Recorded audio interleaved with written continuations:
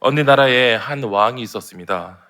이 왕은 궁금한 것이 있어서 역사학자들을 다 불러 모았습니다.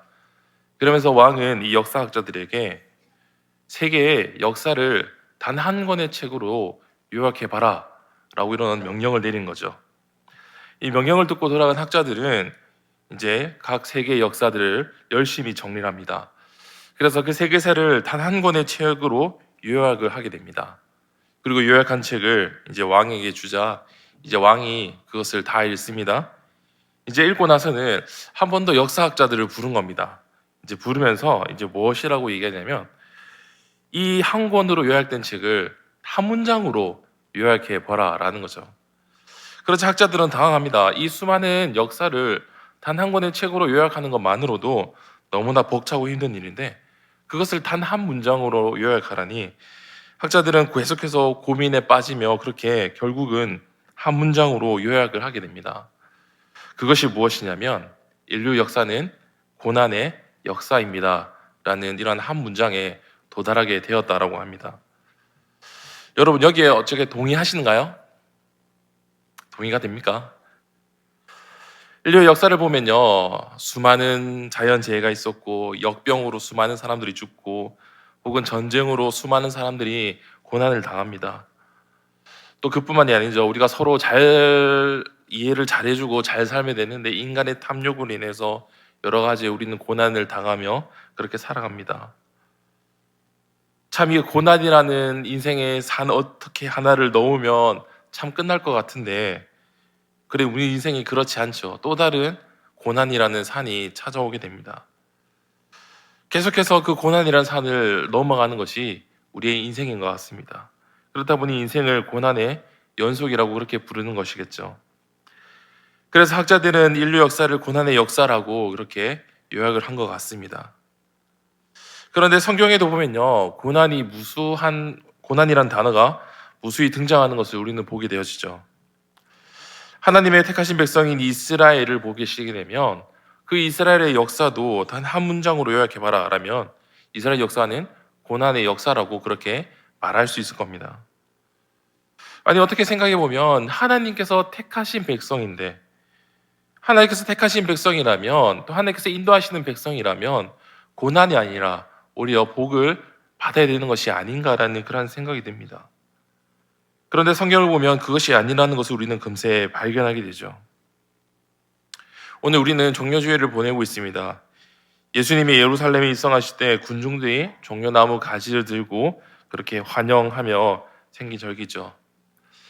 그리고 고난주간이 시작됩니다. 그런데 우리는 매년마다 이 고난주간 사순절을 맞이하고 또 고난주간을 맞이하며 보낼 때마다 이 고난이라는 단어를 들으면서요, 어떤 마음이 드십니까? 때로는 이 고난이라는 단어를 들으면 참 힘겹다라는 생각이 들지 않습니까? 때로는 조금 부담스럽다라고 그렇게 느껴지지 않습니까? 사실 지금 살고 있는 내 삶도 너무나 고난이 충만한데 예수님의 고난까지 묵상하고 기도하라니 때로는 그것이 너무나도 크게 부담스러울 때도 있습니다. 그러면서 우리는 그런 생각을 해보죠. 아니 고난이 없으면 얼마나 좋을까? 이 고난이라는 게 없으면 우리가 얼마나 행복하게 살 수 있을까? 또한 예수님의 우리가 십자가의 죽음을 바라보면서 물론 그것을 통해서 이제 하나님의 구원의 역사가 이루어지긴 하지만 예수님께서 고난 없이 그 십자가에서 죽으셨다라면 이라는 생각을 해보기도 합니다. 오늘 읽은 본문에도 나오는 것을 보게 되죠. 오늘 본문 보시면 이때로부터 예수 그리스도께서 자기가 예루살렘에 올라가 장로들과 대제사장들과 서기관들에게 많은 고난을 받고 죽임을 당한다라고 말씀하고 있습니다. 왜 예수님이 이처럼 수많은 고난을 당하셔야 했을까? 한번 생각해 보죠.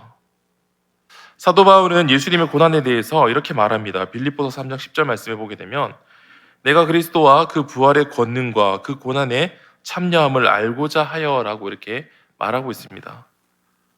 사도 바울은 예수 그리스도의 고난의 의미가 무엇인지 알려고 하는 것을 보게 되죠. 또한 골로새서 1장 24절에는 이렇게 말합니다. 나는 이제 너희를 위하여 받는 괴로움을 기뻐하고 그리스도의 남은 고난을 그의 몸된 교회를 위하여 내 육체에 채우노라 라고 고백합니다. 사도 바울은 이 고난에 대해서 고난을 피하는 것이 아니라 직접 고난의 의미가 무엇인지 찾으려고 하는 것을 보게 됩니다. 우리는 늘 언제나 고난을 당하며 살아갈 수밖에 없죠. 예수님도 이 땅에 인간의 모습으로 오시고 수많은 고난을 당하심을 우리에게 보게 됩니다. 그런데 그 예수님도 당하는 그 고난은요, 그 가운데 하나님의 뜻이 있다는 것을 우리는 발견할 수 있습니다. 그렇다 보니 시편 119편 71편에는 시편 기자가 이렇게 말씀합니다. 우리 함께 읽겠습니다. 시작. 고난 당한 것이 내게 유익이라 이로 말미암아 내가 주의 율례들을 배우게 되었나이다. 아멘. 이 시편 기자는 고난 당한 것이 내게 유익이다라고 이렇게 말하고 있습니다. 아니, 고난이 어떻게 유익이 될 수 있는가라는 그런 생각이 드시죠. 미국의 유명한 기독교 작가인 필립 얀시는 고난에 대해서 이렇게 말을 합니다. 고난은 하나님의 선물, 그러나 아무도 원하지 않는 선물이다라고 그렇게 정의를 합니다. 사실 고난이란 거 아무도 원하지 않는 것인데, 그러면 그것을 왜 하나님께서 우리에게 허락하시는 걸까? 신학자인 C.S. 루이스는 고난에 대해 이렇게 얘기합니다. 고난은 하나님의 메가폰이다. 고난이라는 것이 하나님의 확성기다라는 겁니다. 하나님께서 고난을 통해서 우리에게 말씀하시고자 하는 바가 있다라는 것이죠. 그렇기 때문에 시편 기자는 고난을 당하는 것이 내게 유익이다라고 말하는 것을 우리는 보게 되어집니다.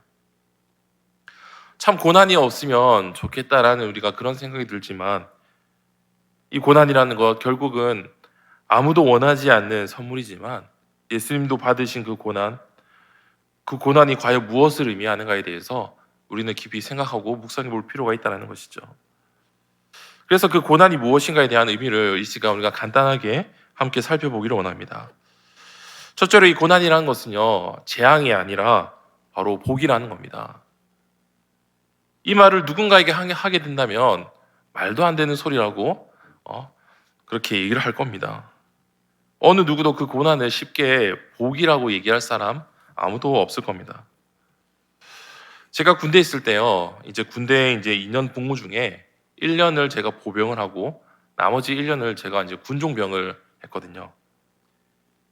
군종병으로 있을 때 군종병으로 부대를 옮기게 돼서 근무를 하게 됐을 때 저에게 특히나 관심을 보인 간부가 있었습니다. 그런데 그 간부는 저에게 와서는 네가 군종병이라고 하면서 그때부터는 무엇을 시작하면 교회와 기독교인들에 대한 욕을 늘어놓기 시작합니다. 갑자기 와서 저한테 군종병이라고 물어보더니 뜬금없이 교회와 또 기독교인에 대해서 욕을 하는 거죠. 아니, 처음에는 무슨 이런 사람이 다 있냐라는 그런 생각이 들었습니다. 그렇다 보니까는 그 간부가 저 멀리서라도 눈에 띄면은 저는 뺑 돌아서 그렇게 피해 갔습니다. 왜냐하면 붙잡히면 또 그 얘기를 들어야 되니까요. 참 그러다 보니까 근데 어떻게 부대 안에서 어떻게 피할 수 있겠습니까? 어떻게든 다 마주치게 되더라고요. 또 마주치면은 또 일로 와봐라 하면서 또 한 30분 동안 때로는 1시간 동안 또 그 얘기를 또 들을 때가 있습니다. 참 그렇다 보니까는 이런 이야기를 나한테 하는 이유가 무엇일까 저도 궁금해서 결국은 그런 이야기에 대해서 같이 나누게 된 적이 있었는데요. 알고 보니 어릴 때부터 청년 때까지 신앙생활을 한 겁니다. 교회를 다닌 거죠. 그런데 교회를 다니면서 좋은 기억이 아무것도 없는 겁니다. 오히려 교회를 다니면서 집안에 고난이 찾아오고 그 고난으로 인해서 너무나도 힘들었다는 것이죠. 오히려 교회를 떠난 이후에는 고난이 완전히 없어진 건 아니겠지만 조금은 덜 했을 수도 있겠죠.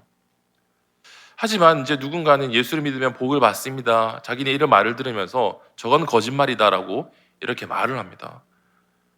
그리고 교회에 다니는 사람들이 다 행복한 척 하는 거다라면서 그런 이야기들을 하는 거죠. 그러면서 누군가는 교회를 다니면 고난이 없고 복이 넘칠 줄 알았는데 그렇지 않다라는 그런 이야기를 저에게 그렇게 늘어놓는 것을 그렇게 보게 됩니다. 어떻든 이렇게 고난이라는 것이 우리가 너무나도 삶을 힘들게 만들 수 있다는 거죠. 그런데 그 고난이 왜 우리에게 재앙이 아니라 복이라고 말할 수 있는 것일까요? 그렇다면 성경이 왜 고난이 유익하다라고 복이다라고 말하는 것일까요? 우리는 욥기에 나오는 그 욥을 보면서 그 질문에 대한 해답을 발견할 수 있게 됩니다. 욥은 우리가 알다시피 부족한 것 없이 넉넉하게 풍성하게 살면서도 하나님을 너무나도 잘 경외한 자입니다. 이에 사탄이 하나님께 와서는 욥이 아무런 까닭 없이 하나님을 경외하는 것이 아니다라고 그렇게 이제 주장을 하며 결국 욥을 시험케 하기를 요구하죠. 예, 결국 욥은 재산과 사랑하는 그 가족들까지 잃게 되는 고난을 당하게 됩니다. 너무나 상상할 수도 없는 그러한 고난을 겪게 되는 것이죠. 그러면서 친구들이 욥에게 찾아와서는 이 욥에 당하는 이 고난에 대해서 그의 죄로 인한 것이다라고 그런 말을 하기도 합니다. 그러나 욥은 친구들의 말에 동의를 하지 않죠. 그는 오히려 하나님 앞에서 자신은 받는 고난에 대해서 그렇게 말하고 싶다라고 그런 말을 합니다. 그러면서 욥은 하나님에 향한 고뇌로 네 가지의 질문을 가지고 기도하는 것을 보게 되는데요. 욥은 왜 하나님이 자신을 정죄하며 변론하시는지, 왜 하나님이 악하지 않은 자신에게서 허물을 찾아 죄를 들춰내려고 하시는지, 그리고 왜 자신을 만드셨는지, 그리고 왜 태에서 나게 하셨고 왜 바로 죽게 하지 않으셨는지, 그러한 질문들을 하나님 앞에 늘어놓으며 기도를 하는 것이죠. 욥이 그 고난이 이제는 얼마나 길고 이제는 얼마나 너무나도 힘들면 하나님 앞에 그런 질문들을 가지고 기도하는 것일까요? 우리도 때로는 그럴 때가 있지 않습니까? 하나님, 나는 특별히 잘못한 것이 없는데 내가 왜 지금 이러한 고난을 당하며 살아야 하는 것일까요? 하나님, 내가 왜 이런 고난을 받는 이유가 무엇일까요? 내가 이런 고난을 당한다면 그 고난의 이유가 무엇인지 하나님 100%다 알려주진 않더라도 어느 정도는 나에게 알려주십시오. 또 이 고난 해결할 수 있는 방법을 알려주십시오. 우리가 때로는 하나님께 그렇게 기도할 때가 있지 않습니까? 그런데 우리는 당하는 고난에 대해서 분명한 사실 한 가지를 알고 있습니다. 하나님은 죄로 인해서 혹은 우리가 미워서 혹은 벌을 내리시기 위해서 우리에게 고난을 주시는 것이 아니라는 것이죠. 욥은 하나님의 말씀을 들은 후에 하나님께서 무엇을 원하시는지를 알게 됩니다. 그래서 욥은 자신이 회개하며 자신이 깨달은 것에 대해서 하나님 앞에 기도하며 나아가게 되죠. 그러자 하나님은 욥에게 이전보다도 배나 더 돌려주시는 그러한 복을 주시게 되는 것을 보게 됩니다. 욥에게 닥쳐온 재앙이 만약에 나에게 닥쳐오게 된다면 우리는 그 고난에 대해서 재앙이라고 하겠습니까? 아니면 복이라고 하겠습니까? 참 복이라도 말하기도 너무나도 힘들 겁니다. 하나님께서 욥에게 말씀하시고 행한 것을 보시면 결국 고난은 재앙이 아니라 복임을 우리는 알게 되는 것이죠. 그리고 이어서 이 고난은 결국 재앙이 아니라 복인 것인데 이 고난은 또한 무엇을 의미하는가? 바로 하나님의 섭리가 있음을 우리는 발견할 수 있다는 겁니다. 베드로전서 3장 17절 말씀에는 이렇게 고백하고 있습니다. 함께 우리 말씀을 읽도록 하겠습니다. 시작. 선을 행함으로 고난받는 것이 하나님의 뜻일진데 악을 행함으로 고난받는 것보다 나으니라. 아멘. 사도 바울은 고난받는 것이 하나님의 깊은 섭리가 있다라는 그런 말을 하고 있습니다. 그러면서 예수 그리스도에 대한 고난에 대해서 말을 하죠. 고통받고 핍박받을 이유가 전혀 없으신 분인데 왜 그런 고난을 당하셨는가? 바로 만세전에 계획된 하나님의 구원의 역사를 이루고 또는 하나님께 영광을 돌리고 그 영광을 온 땅에 드러내기 위함이라는 겁니다. 그뿐만 아니라 고난을 받으신 예수 그리스도는 결국 그 고난으로 인해 영광을 받으시는 것을 우리는 보게 되죠. 이것을 정리하며 선을 행하고 고난받는 것은 하나님의 영광을 드러내고 자신에게도 하나님의 영광이 임하는 유익이 있다라는 그러한 말씀을 하는 겁니다. 우리가 성경 인물의 한 예로서 우리가 요셉을 우리가 들 수 있습니다. 요셉은 우리가 알다시피 어린 나이에 형들의 미움을 사서 노예로 팔려가게 됩니다. 요셉은 애굽 바로 왕의 경비대장인 보디발의 집에서 노예 생활을 하게 되죠. 그런데 노예로 팔려갔지만 그 가운데 요셉은 일을 잘하여서 가종 총무가 됩니다. 그런데 어느 날 보디발의 아내가 요셉을 탐하는데 요셉의 거절로 그에게 누명을 씌워 까닭없이 감옥 생활을 하게 되는 그런 고난을 또 당하게 됩니다.